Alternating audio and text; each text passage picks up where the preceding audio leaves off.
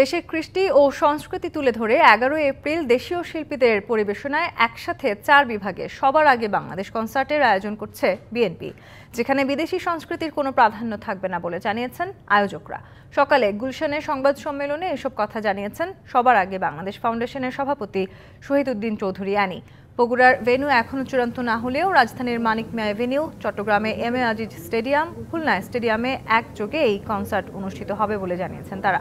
ঢাকায় সঙ্গীত পরিবেশন করবেন জেমস, ফিডব্যাক, শিরোনামহীন সহ অন্যান্য শিল্পীরা। একই সঙ্গে থাকবে আঞ্চলিক পরিবেশনাও। যে বাংলাদেশের উপর যে একটা সাংস্কৃতিক আগ্রাসন, এই আগ্রাসনকে আমরা বারবার মোকাবেলা করছি এবং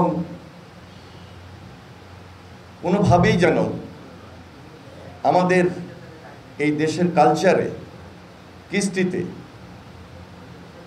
ভারতের গান এবং পাকিস্তানি গান প্রাধান্য না পায়, সেই দিকে আমরা বিশেষভাবে নজর দিয়েছি। উৎসবের খুশি হবে নগদে বেশি, কারণ ঘন্টায় ঘন্টায় আছে গিফট জেতার সুযোগ।